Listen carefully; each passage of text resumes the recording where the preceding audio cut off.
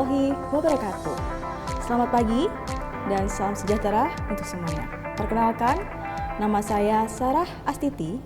Saya merupakan salah satu dosen di Fakultas Informatika Institut Teknologi Telkom Purwokerto. Saya berada di Prodi S1 Sistem Informasi. Kali ini saya akan menjelaskan mengenai mata kuliah yang saya ampuh yang bernama Manajemen Layanan Teknologi Informasi dengan metode DIA, yaitu Delivery, Interaction, and Assessment. Video ini akan dibuat dengan tujuan untuk memenuhi salah satu persyaratan sertifikasi dosen tahun 2023, yaitu pernyataan diri dosen dalam unjuk kerja Tridharma Perguruan Tinggi atau PDD-UKTPT Serdos 2023, khususnya di aspek pengajaran. Saya akan memulai untuk menjelaskan deskripsi dan juga informasi umum perihal mata kuliah Manajemen Layanan Teknologi Informasi. Mata kuliah ini merupakan mata kuliah di program studi S1 Sistem Informasi, merupakan mata kuliah wajib bagi mahasiswa angkatan semester 2 di program studi S1 Sistem Informasi di Fakultas Informatika di Institut Teknologi Telkom Purwokerto. Dan mata kuliah ini memiliki bobot 2 SKS teori selama 1 semester ke depan. Bahasa pengantar yang digunakan adalah bahasa Indonesia, dan manajemen mata kuliah teknologi informasi ini bertujuan untuk membekali mahasiswa dengan pengetahuan konsep teoritis Information Technology Management System atau ITSM secara mendalam. Dan pada mata kuliah ini membahas tentang struktur organisasi, manajemen pengelolaan layanan TI, serta tugas, fungsi, wewenang yang diterapkan pada RACI model. Dan capaian pembelajaran lulusan atau CPL program studi S1 Sistem Informasi yang dibebankan pada mata kuliah ini ada 2, yaitu yang pertama, menguasai berbagai framework, teknik, dan teknologi dalam mengevaluasi penerapan teknologi informasi dalam organisasi yang mencakup aspek layanan dan keamanan teknologi informasi. Lalu yang kedua, mampu mengidentifikasi dan menganalisis peluang dan risiko serta menerapkan konsep-konsep dan merencanakan, merancang, membangun, serta mengintegrasikan dan mengevaluasi solusi inovasi untuk memecahkan permasalahan kebutuhan informasi dari suatu organisasi. Dan capaian pembelajaran mata kuliah ini atau CPMK pada mata kuliah ini yaitu yang pertama, mahasiswa mampu menguasai konsep teoritis informasi teknologi service management atau ITSM secara mendalam, dan yang kedua, mahasiswa mampu merancang layanan teknologi informasi yang selaras dengan kebutuhan bisnis. Referensi yang digunakan dalam mata kuliah Manajemen Layanan Teknologi Informasi ini ada beragam ya, dan diantaranya adalah e-book dengan judul ITIL Foundation yang dimana menggunakan ITIL versi 3, dan yang kedua ada lagi Cabinet Office of United Kingdom Her Majesty Governance tahun 2011 tentang ITIL versi 3. Dan juga yang ketiga adalah buku dari karya dari Bapak Tony Dwi Susanto tahun 2017 mengelola layanan teknologi informasi dan kiat lulus ujian ITIL Foundation. Mata kuliah ini dilaksanakan secara sinkronis dan asinkronus gitu ya, dengan menggunakan metode pembelajaran aktif yang mengutamakan peran dan keaktifan mahasiswa dan proses pembelajarannya, yaitu menggunakan pembelajaran kolaboratif, diskusi kelompok, penugasan, dan juga menggunakan studi kasus yang dimana tugasnya bisa menggunakan memanfaatkan namanya LMS atau Learning Management System yang ada di lingkungan Institut Teknologi Telkom Purwokerto. Pembelajaran mata kuliah MLTI ini merupakan pembelajaran yang menggunakan selama kurang lebih 16 pekan, di mana 7 pekannya itu adalah sebelum ujian tengah semester dan 7 pekannya lagi adalah ujian akhir semester. Dan pekan UAS pembelajarannya digunakan bergantung dari bahan kajian materi pembelajaran yang akan disampaikan seperti itu. Dan di sini untuk UAS-nya akan menggunakan teknik presentasi tugas besar, dalam arti mahasiswa akan membuat rancangan layanan teknologi informasi dengan memanfaatkan framework ITIL, dan rancangan itu akan diterapkan atau mereka akan menggunakan studi kasus di perusahaan real case di sebuah perusahaan, maka mereka solusikan dengan menggunakan domain-domain yang ada di framework ITIL versi ketiga, seperti itu. Dan untuk tugasnya akan diberikan sebanyak 5 kali. Untuk pembobotan nilainya akan dibagi menjadi 2 CPMK ya. Untuk CPMK pertama akan diambil 40% dan juga CPMK kedua akan diambil 60%, maka dari kedua itu akan mengabatkan bobot 100%. Karena mata kuliah ini menggunakan RPS, menggunakan OBE. Demikian informasi yang bisa saya sampaikan mengenai mata kuliah manajemen layanan teknologi informasi untuk mahasiswa S1 Sistem Informasi Fakultas Informatika Institut Teknologi Telkom Purwokerto. Berikut ini merupakan cuplikan dari proses pembelajaran yang akan saya laksanakan secara sinkronus tatap muka di ruangan di Institut Teknologi Telkom Purwokerto. Selamat menyaksikan. Bismillahirrahmanirrahim. Assalamualaikum warahmatullahi wabarakatuh. Waalaikumsalam warahmatullahi wabarakatuh. Selamat datang di mata kuliah Manajemen Layanan Teknologi Informasi minggu ke-4. Setelah kemarin, di minggu kemarin, teman-teman mempelajari tentang fundamental apa itu ITSM, Information Technology Service Management. Dan di minggu ini kita akan mempelajari satu topik ya, yang namanya adalah struktur dan fungsi utama ITIL. Teman-teman masih ingat kan bahwasanya kita mengelola yang namanya manajemen layanan teknologi informasi.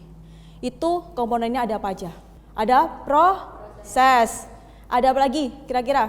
Roles, benar. Terus apa lagi? Function, bagus. Itu yang udah kita spill di minggu lalu dan itu akan kita bahas pada hari ini, seperti itu. Nah, sebelum kita mulai ya, ada yang masih ingat apa yang dimaksud dengan function? Suatu orang, individu atau tim yang akan menjalankan suatu proses. Proses apa di dalamnya kira-kira contohnya? Menjalankan layanan teknologi informasi. Oke, bagus. Itu proses. Berikutnya, function. Apa function itu? Function itu adalah di mana orang-orang atau yang namanya individu atau tim itu melakukan kegiatan yang di mana kegiatan tersebut didukung oleh tools dan beberapa hal yang mendukung dari proses tersebut. Berikutnya, roles. Apa roles? Silakan Abiyu. Seperti beberapa tanggung jawab, aktivitas atau kewenangan yang dilimpahkan kepada suatu tim atau seorang. Bagus. Kalau kita ibaratkan di Institut Teknologi Telkom Purwokerto, dalam pengelolaan layanan teknologi informasi, rules-nya ada apa saja kira-kira? Pelayanan teknologi informasi. Iya. Masih tahu siswa?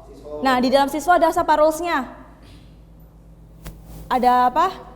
Help desk. Bagus. Terus apa lagi? Satu lagi. IT engineering-nya. Berarti sini sebutannya berarti kayak misalnya yang ngurusin jaringan ya. Seperti itu. Oke. Dan itulah disebut sebagai rules. Dan itu yang akan kita bahas hari ini. Function, process, dan rules. Function is a team or group of people and the tools they use to carry out one or more process or activity. Jadi function itu kalau kita sebutkan adalah sebuah tim, grup ya, yang dimana itu berisi people atau orang-orang dan alat-alat yang mereka gunakan dalam menjalankan proses atau aktivitinya. Itu adalah function. Dan sedangkan proses ya merupakan a structured set of activities designed to accomplish specific objective. A process may include any of the rules, responsibility, tools, and management yang dimana manajemen ini bisa mengontrol semua kebutuhan yang dimana akan dideliverkan akan menjadi sebuah output. Kalau di siswa berarti memberikan layanan IT ya, yang dimana memastikan jaringan internet harus lancar. Apalagi sistem yang ada dikelola oleh siswa? Igrasias, apalagi satu lagi, LMS, terus apa lagi? Waktu kalian ini penerimaan mahasiswa baru dulu, sistem PMB. Nah itulah tools yang dimana itu berupa software yang dikelola oleh bagian siswa, seperti itu ya. Berikutnya rules, a set of responsibilities, activities, and authorities granted to a person or team. A role is defined with a process. Jadi role ini bisa didefinisikan menjadi sebuah proses. Misalnya proses pengelolaan jaringan, berarti ada namanya orang unit jaringan. Atau mungkin sebutannya kalau di tempat lain adalah IT bagian IT support yang bagian IT support jaringan lah istilahnya. Jadi kayak dengan proses yang sama di tiap-tiap organisasi pasti penamaannya berbeda-beda seperti itu. Kayak misalnya lagi ada yang namanya kalau kita ada kendala kita hubungnya siapa? Customer service ya. Mungkin saja di organisasi namanya customer service. Tapi kalau di TTP namanya help desk misalnya seperti itu. Jadi ini adalah detailnya sini. Jadi kalau kita bicara rules utama layanan TI itu ada namanya process owner atau orang yang memiliki proses tadi. Yang dimana process owner ini adalah seorang yang bertanggung jawab memastikan sebuah proses dijalankan sesuai standar proses yang telah disetujui dan didokumentasikan serta memenuhi tujuan proses. Dan proses owner ini kegiatannya atau tupoksinya apa yang dikerjakannya seperti itu ya. Itu melakukan aktivitas-aktivitas yang merancang proses tadi. Biasanya orang-orang itu yang di proses owner itu adalah membuat SOP atau Standard Operating Procedure dan juga menentukan Key Performance Indicator atau KPI. Jadi dalam rules utama dalam pemberian layanan TI ada satu yang namanya Process Owner seperti itu. Lalu berikutnya ada juga namanya Process Manager, yaitu orang yang bertanggung jawab terhadap manajemen operasional atau mengeksekusi sebuah proses yang ada di organisasi. Nah, di sini proses owner ini kalau kita bisa analogikan ya, itu sebagai manajer lapangan atau orang yang mengimplementasikan sebuah proses. Tapi kalau di perusahaan yang skalanya kecil kayak CV gitu ya, biasanya proses owner yang tadi sama proses manager itu dirangkap oleh satu orang. Jadi pekerjaannya itu dilakukan oleh 2 orang. Tapi kalau sekelas kayak Telkom Indonesia atau mungkin kayak Unilever, biasanya itu dilakukan oleh 2 orang. Tapi kalau perusahaan kecil dihandle oleh 1 orang. Karena mungkin yang dihandle adalah skala kecil dan pelayanan TI-nya nggak terlalu besar seperti itu. Dan juga di sini dalam yang namanya roles utama layanan TI ada lagi namanya proses practitioner, yaitu orang yang bertanggung jawab menjalankan atau melaksanakan setiap aktivitas termasuk mengupdate dan juga memastikan bahwasannya layanan itu tuh tetap diterima oleh si user. Dan di dalam sebuah melakukan proses dan menjalankan sebuah function tadi, rules yang ada di sebuah perusahaan yang dimana itu adalah menjalankan atau memberikan layanan teknologi informasi, ada istilahnya namanya RACI model. RACI itu adalah suatu tools atau alat yang bisa kita gunakan ya dalam mengidentifikasi orang ini akan mengerjakan apa, orang ini bertanggung jawab sebagai apa dan sebagainya. Oke ya. Pertama, RACI. RACI itu sebuah singkatan ya. R itu adalah apa? Responsible. Kalau yang A, accountable. C, consult. I, inform. Seperti itu. Itulah RACI model. Jadi kalau dijabarkan, deskripsikan atau kita definisikan, responsible itu adalah siapa yang bertugas menyelesaikan tugas. A, accountable yaitu siapa yang berhak membuat keputusan dalam mengambil langkah strategis terkait tugas yang ada. C, consult yaitu siapa yang harus dihubungi terkait dengan pertimbangan terkait tugas-tugas yang dilakukan. Inform, siapa yang harus rutin diberikan informasi ketika proses itu sedang berjalan. Nah, kita coba analogikan seperti ini. Kita bahas dulu RACI yang pertama yang R, yaitu responsible. Bayangin, ada kegiatan apa ini? Ngajak anjing jalan-jalan ya, misalnya kayak gitu. Bayangin kalau R-nya ini di banyak orang, padahal tugas utamanya adalah mengajak anjing jalan-jalan. Apakah prosesnya bisa berjalan? Oke, berarti ketika kita mencoba mematrikskan siapa yang akan melakukan itu, kita harus lihat dulu prosesnya itu seperti apa. Misalnya kayak mengajak anjing jalan-jalan, biasanya tuh 1 orang atau 2 orang biasanya? 1 aja cukup ya, tapi ini kesalahannya apa? Terlalu banyak ya yang diplot untuk mengajak anjing jalan-jalan. Itu analogi yang pertama, seperti itu. Yang R, responsible. Lalu yang kedua, A, accountable. Masih ingat accountable itu apa? Orang yang sangat bertanggung jawab atas proses itu dan pengambilan keputusan. Coba bayangin, ada yang bisa menjelaskan gambar ini seperti apa? Bayangkan dalam proses nyetir mobil, ya kan? Kalau misalnya accountable-nya ada 2, apa yang terjadi? Kenapa kecelakaan? Berebut ya. Harusnya kalau nyetir mobil berapa orang yang nyetir? 1. Bayangin kalau 2. Akhirnya dia berebut, bisa jadi kayak oleng ya, karena kemudinya direbutkan oleh 2 orang seperti itu. Itu adalah accountable. Yang ketiga apa? Consult. Nah, consult ini apa? Ada yang ingat tadi penjelasannya consult ini apa? Orang yang dihubungi untuk memberikan sebuah informasi, masukan, dan memberikan konsultasi. Misalnya kayak ada masalah apa, dia yang akan dihubungi, orang pertama yang dihubungi. Nah, bayangin, ini adalah kegiatan dalam memberi memasak ya. Bayangin kalau misalnya semua ada peran apa di sini? Ada peran ayah, ibu, dan 2 anak. Bayangin kalau yang consult ini semuanya, apakah bisa jadi masakannya? Enggak kan? Malah semua kayak, hari ini kita makan rawon, enggak, makan nasi goreng, enggak, misalnya kayak gitu ya. Akhirnya apa? Tujuan utama untuk makan malam akhirnya enggak tercapai karena ya udah cuman ribut aja gitu, nggak ada yang bisa diselesaikan gitu ya. Yang terakhir apa? Inform.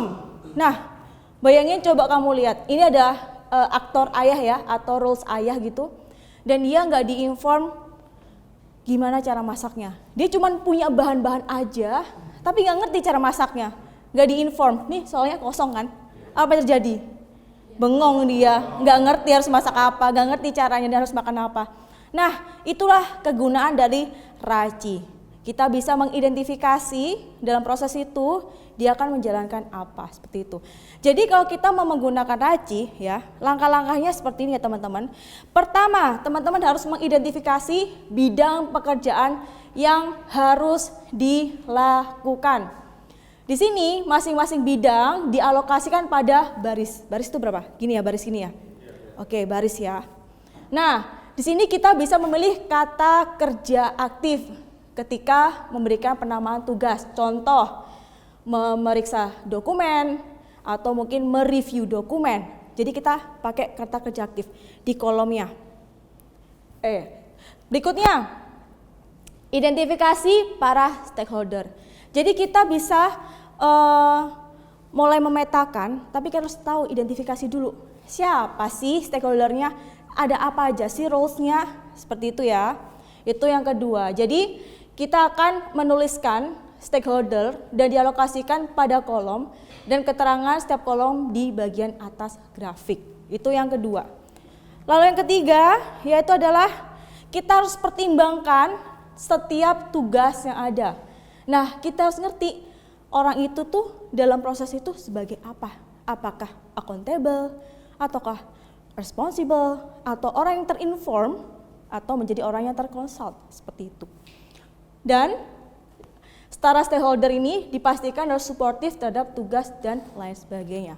Jadi kalau digambarkan, dan ini adalah caranya membuat RACI ya, dan di RACI perlu diperhatikan ya, kalau kita analogikan dalam membuat sebuah proses ini ya, sebuah layanan rumah makan ya, responsibility itu adalah si pramusaji, yang dimana bisa lebih dari 1 orang, seperti itu. Kedua, accountability, yaitu manajer, maka hanya ada 1 orang.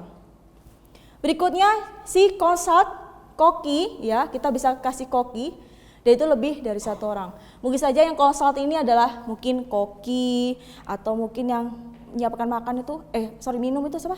Waiters, waiters is pramusaji, right? Dia ada di responsible. Yang itu loh, yang apa tuh, yang nyiapin minuman itu? Ya itulah, pokoknya bagian nyiapin minuman ya, pokoknya seperti itu. Dan inform yaitu misalnya kasir. Jadi kalau misalnya ada orang makan, oh bapak ini pesan ini aja gitu ya, maka kita siapin untuk notanya dan ini adalah kasir ini bisa lebih dari 1 orang. Karena kasir perlu tahu siapa aja yang beli dan yang dibeli apa aja, seperti itu. Nah, kalau kita gambarin seperti ini ya. Untuk tugas itu kita turunin ke bawah 1, 2, 3, 4. Kalau rules 1, 2, 3, 4. Nah, coba teman-teman, saya kepingin minta teman-teman untuk mencoba untuk menganalisis raci gitu ya. Ada proses namanya adalah ini. Kita analogikan pakai masih ini ya. Contohnya tadi kayak sebuah rumah ada ayah, ibu dan 2 anak ya. Ada kegiatan namanya buy, repair, fence. Apa? FANC. Oke. Misalnya kita logikan, ini adalah ayah, karena dia stakeholder ya. Untuk nulisnya kan seperti ini peran-perannya. Oke, coba teman-teman ada berani bisa petakan racinya. Coba kegiatan buy groceries. Coba tolong petakan racinya. Ada yang bisa teman-teman? Ada yang mau coba? Raci. Coba dong analogikan kalau kita mau meracikan kegiatan buy groceries. Kira-kira yang R siapa? A siapa? Silakan maju ke depan. Coba, Mas siapa namanya? Mas Ivan. Oh ya Ivan, silakan Mas Ivan. Nah, karena ini kan untuk membeli Belanja. belanjaan. Oke. Nah, seharusnya tuh beli belanja tuh untuk ayah nih yang apa? Akuntabel tuh kan yang untuk yang bisa diharapkan gitu. Iya, oke. Ya A, oke, bisa. Terus, nah ibu nih R yang Responsibility, oke. Bagus. Terus? Nah, yang anak satu ini mungkin kan lebih tua. Iya, oke. Terus kayak dia tuh pemikirannya lebih matang ya. Jadi dia cocok ini di apa? Konsul jadi C. Bagus. Nah, ini anak yang kedua jadi kan lebih muda, jadi dia jadi inform, jadi kalau dia nanya apa-apa gitu jadi kan bisa tanya yang ke anak pertama gitu. Bisa. Jadi dia cocok jadi inform. Oke, bagus. Thank you Mas Ivan. Mungkin yang lain? Oke. Terima kasih Mas Ivan. Monggo, yang proses yang kedua, repair fence. Ada yang bisa? Siapa yang mau? Siapa? Oke, silakan. Repair fence, membenarkan pagar. Coba silakan. Kan ini memperbaiki pagar kan Bu. Oke, gimana? Berarti tugas ayah itu Sebagai apa? R itu responsible. A. bagian R. Oke, R. Kan dia mengerjakan perbaikan pagar ini. Terus? Ibu itu bagian I. Kenapa I? Karena kan kalau misalnya pagar udah bagus kan selalu ayah nanya. Oh iya. Pagar ini udah bagus belum? Udah bener belum? Oke. Gitu. Kalau anak biasanya sih nggak ada Bu. Nggak ada. Kenapa? Karena dia masih kadang ada yang masih kecil kan. ya, coba kita cek ya. Contohnya adalah pertama buy groceries. Ini saya ada beberapa task atau proses ya. Contohnya. Contoh tadi buy groceries. Coba kita cek. Siapa di Araci ini gitu ya? A. Kenapa this one buy groceries? Misalnya, kenapa mom jadi A? Karena ibu-ibu biasa belanja. Ibu-ibu bisa belanja ya. Dia paham apa yang harus dilakukan. Dan dia udah tahu juga kebutuhannya sebulan tuh butuh apa aja. Maka dia A, seperti itu ya. Lalu juga dia kenapa I? Kenapa apa ini? Oh, dia juga membuat inform ya, atau list atau apapun itu yang dibeli. Terus kenapa dia juga C sebagai consult? Kalaupun yang belanja bukan ibunya, pasti tetap minta konsultasi ibunya. Ini tadi beli apa ya? Oke. Pasti ke ibu ya. Oke. Dad, kenapa dia R dan kenapa dia C? Karena kalau ayah itu kan biasanya bisa lagi kerja tuh. Biasanya diinformasi dari ibu, suruh ke pasar beli barang. Oke, titip, pintar. Titip gitu ya belikannya. Dia kadang-kadang R juga melaksanakan kegiatan belanja tadi ya. Terus dia juga consult. Kenapa consult? Kenapa? Ayah ini kan lebih berpengalaman dari ibunya kan. Terus dia bisa kan konsultasi dari anaknya. Mungkin bisa kayak memberikan masukan. Oh, kita dalam bulan ini karena uang kita sedikit ya, jadi kita belanjanya hemat gitu ya. Misal kayak gitu ya. Berikutnya adalah kids. Kenapa dia C dan kids 1 dan kids 2 C? Kenapa? Kids 1, kids 2 kenapa sih? Mungkin ini Bu apa? Bisa request tentang makanan. Request. Oke, request. Kebutuhan masing-masing sendiri. Oke, bagus. Repair fence. Coba. Kenapa mom I? Tadi seperti disampaikan, mom I, benar. Kenapa? mungkin ketika ayahnya sudah selesai memperbaiki pagar, dia lantas ngabarin ke ibunya. Gitu. Oke. Karena mungkin ya yang perlu tahu itu si ibu gitu loh. Oke. Ibu kita perlu tetap bersih, tetap Perbaiki ya, pagar yang rusak sudah diperbaiki, bagus. Bapak R dan juga A, kenapa? Repair fence, why? Father accountable and responsible, why? Untuk yang menyelesaikan tugas itu pasti bapak, karena anak itu biasanya belum tentu bisa gitu. Belum tentu bisa ya, Karena mungkin masih kecil. masih kecil. Jadi yang bertanggung jawab dan menjalankan repair pagar itu adalah si bapak, bagus. Dan ketika kita bicara racing model, nggak semua kita bisa berikan plotting dalam arti dalam memberikan pagar gitu ya. Anak kan tidak mengetahui perihal pekerjaan tersebut, maka dia dikosongkan. Sampai sini teman-teman paham penjelasan racing ini? Oke, kalau teman-teman paham, tugasnya teman-teman berikutnya adalah coba teman-teman amati di sebuah perusahaan IT gitu ya. Kalau kita contohkan seperti ini ya. Nah, ini ada beberapa aktivitas kalau kita ngomongin pengelolaan data di sebuah organisasi. Di sini ada namanya peran namanya CEO, CFO, Business Executive, CEO apa CEO? Chief Information Officer ya. Ada juga Business Process Owner, Head Operation dan seterusnya. Contohnya aktivitas menerjemahkan penyimpanan data dan persyaratan retensi ke dalam prosedur. Maka yang bertanggung jawab adalah karena ini berhubungan dengan data gitu ya. Chief Information Officer dia sebagai A. Dan Business Process Owner berarti dia terinform kalau misalnya kegiatan penyimpanan data sudah dilakukan, misalnya seperti itu.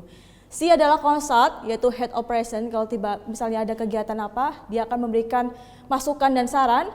Dan yang menjalankan adalah Chief Architect R. Dan juga Compliance, Audit, Risk and Security, dia juga sebagai consult. Kalau mungkin dari penyimpanan data terjadi something terkait keamanan dan sebagainya, bagian ini yang memberikan saran dan sebagainya seperti itu.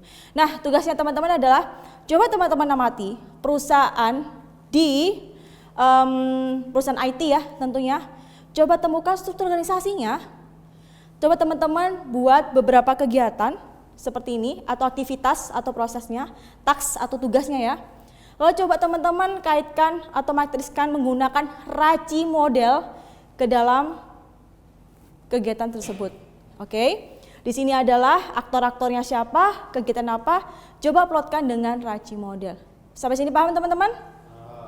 Untuk tugasnya dikumpulkan di LMS atau Learning Management System kita ya.